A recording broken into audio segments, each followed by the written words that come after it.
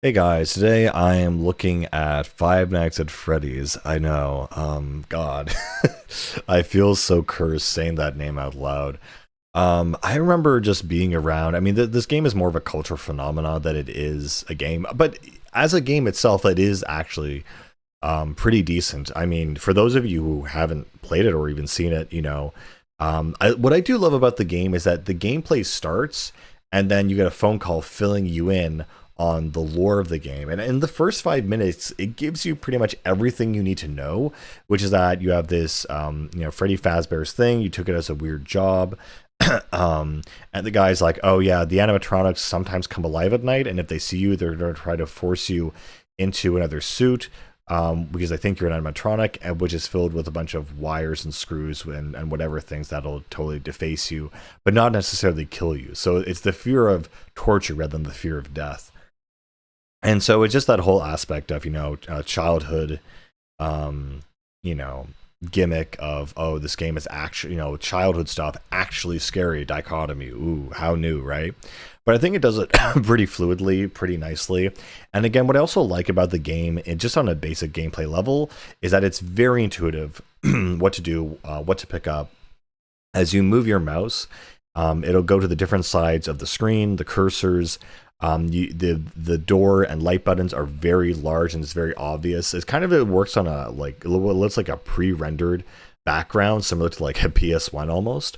And so what you do is, basically you have amount of power each night, and you use that to either turn on the lights, close the door if you see one of the animatronics, or whatnot. And also, if you put your mouse at the bottom of the screen, there's a giant double arrow down there, and that brings up the security monitor, and that's how you look at the animatronics at night, and to see if they're moving. And so I'm not sure if there's an overall strategy here, but what the strategy seems to be is that you kind of keep the camera on the closest animatronic.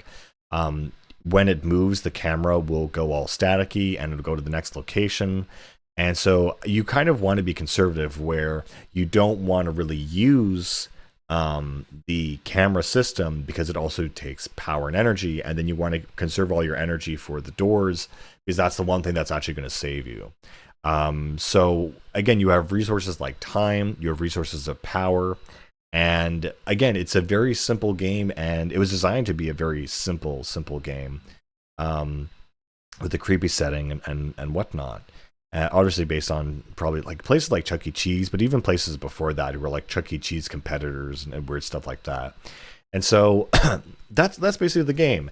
And it is interesting that you kind of want to look through the camera and then see where they are and then not look at them. And so it's the whole looking mechanic that becomes the horror element. I mean, really, it's just a jump scare simulator is what this game is. And of course, there's Freddy, Chica, Foxy, and the purple one, I forget, the bunny. And what was it? There was, oh yeah, Foxy's the one weird one, I think, that each animatronic has a certain behavior and nature that it goes through the environment. So Foxy's the only one that when you turn on the camera, there's a certain percent chance, at least on night 3, that you'll hear it running, and you'll see Foxy running towards your door, and you have to basically quickly turn down the camera and close the door.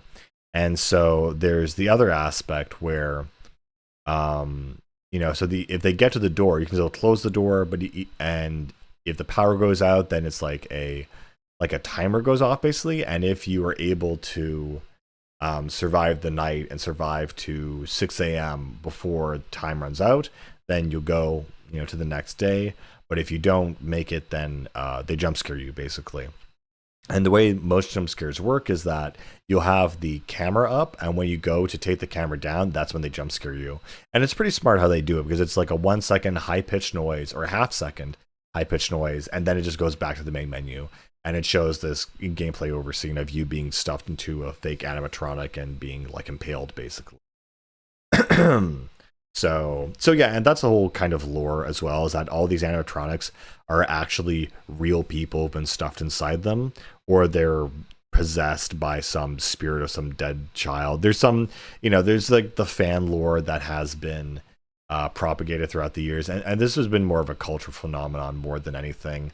And this all started, with Markiplier, but it was very much a jump scare simulator. It's very easy to create this game where almost any frankly unintelligent person can pick it up and figure out what the controls are, what to do, how it works, and what the objective is.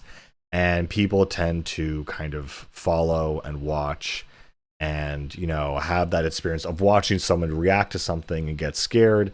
They kind of I don't know, they have a mutual release of serotonin or adrenaline or whatever when they can see that person get scared. And so usually I know it's a typical horror game experience, right? That's now become almost a staple of streaming in general. And this is part of a family of games like Amnesia, FNAF, Slender. Of during the birth of streaming is that these were the most popular games to watch stream because you wanted to see someone have a human reaction. And so would watch these gamers and they would just, basically scream like little girls, these big guys. And that was incredible, entertainment for a very basic audience and whatnot. So the game, again, it's very simple and it's very effective, and its whole cult, following is super interesting. And so on that, there's been, I think, like 5 different games made. Creator himself said he was kind of sick and tired of making them. He has kids himself, and so he kind of like wanted out of it. There's been, oh god, so many fan theory videos been made. And you can tell when a channel is really selling out when they start making tons and tons and tons of FNAF content, basically like theory on, who is this character? What if this character was, killed in the 80s, or this character was, like there'd just be so many fan theory videos that just kind of have brain rotted an entire generation of with FNAF. I remember even someone was trying to show me FNAF videos about like, the purple child and the real lore behind it, and I mean, I could pretend to care, I guess, the way that your kid is telling you about their favorite TV show, but yeah. But I think in terms of audio design, sound design, even when you turn on the light and they're standing right in the doorway, it makes this weird creepy sound. It's really good, but it's really, really good at building tension. You have the sound of the fan going, the TV monitor that you use has a certain sound, and it's all very it's all very good at building tension, that you have basically no noise, and then you have slight noises, and of course you're worried about the jump scare happening. The one thing I found that was kind of strange, though, actually playing it, is that when you would have them by the door side and they've been what would it be, like they've been essentially they're there, and they're that they're there, but the light doesn't work, or no, it's really weird. Like they're there, you turn on the light, that they're there, and you go to close the door, and sometimes it just won't work. You won't be able to click the door or the light button, as if to say, oh well, you let them stand there for too long, and now you can't close the door, which I find really aggravating. And so honestly, I would get to like night 3 and I literally could not beat it. It was actually too hard, because either Foxy would run in, or Chica would, get me like randomly. So I tried it like at least a dozen times, and I could not get past night 3. It was literally like too hard. So I'm sure there's some strategy where you have to use the video camera and look at them and make sure they don't move. And while you're doing that, you also close the doors at certain points. But outside of me getting a guide, I just was not interested in that. And the game overall, it's again, it's fine. It's still fairly enjoyable, and it's a very short, condensed experience too, which is also I think an important aspect to bear in mind, that this isn't a 100-hour game, so it's very direct, it's very fun, it's very distilled, and its scope is very small, so which makes it honestly a very good jump scare game. I wouldn't say a horror game, because that implies some element of polish and quality, which this has enough, but it's still very bare bones. But you can see why it's a classic, because even though the scope is super, super, super small, it accomplishes it very well. It does what it does. It is a jump scare thing for kids, and yeah, I mean that's pretty much it. It's not much wider or deeper than that, and what you see is what you get. And again, I remember.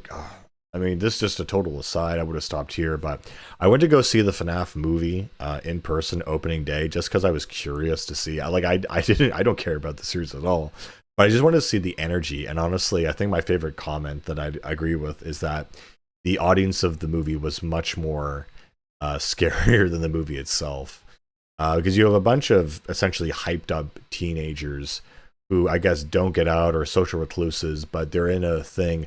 They're to be scared and spike their adrenaline and their emotions, and maybe because they've grown up on horror content, they're less emotionally mature, and so they're just very wild and chaotic, I guess. And so I found like a lot of people were just yelling, swearing. They were kind of almost play fighting. I heard fights broke out, just in general at the theaters of random teens, and I can see that it's a whole, broccoli hair catastrophe studio filled with people who don't have any interest or pretense in any levels of higher thought. It was very animalistic, I guess, in a certain way is what I can say, and degenerate in a weird way. But I mean, it is what it is, right? It's the next generation. Like, what are we gonna do? This is their fandom, and it's I didn't expect to meet the intellectuals of that generation at a FNAF movie, but I thought it was funny that it was very tense in the atmosphere in that theater. The one thing I will say about the movie is that it's pretty mid. Yeah, it's very forgettable. Like, who cares? Like, right, it's a FNAF movie. But the actual highlight that I really enjoyed is that Matt Pat showed up in the movie, that he was such an influence. And he even had great dialogue where he's working at the restaurant and he's saying something about carbs or something. Well, that's just a theory, a food theory. And I think it's funny that he actually does have another channel that does food theory. It was just really nice seeing him, even though I'm not a super huge fan of Matt Pat. In fact, some of his content I openly despise to some level. I mean, Matt Pat in general, like, I love the guy, but I love him because he always does his research on his topics, and you always learn something new and interesting. But his conclusions and his hypotheses are the most dumbest thing I've ever heard, and I think that's intentional, so it draws in the audience. But my goodness, there's like the one about Super Smash Brothers being an autistic boy's mind in the hospital or something is demented, frankly. But his whole research into how autism services work in the United States and kind of the background of those organizations and how they treat autism was actually very, very interesting and intriguing.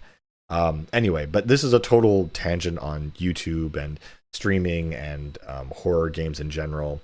But going back to the roots of this game and what it really does is it's interesting because it delivers a very direct experience very quickly, and you can see how people would make fan theories and how a whole genesis of different ideas came from a very frankly simple setup and a very simple premise.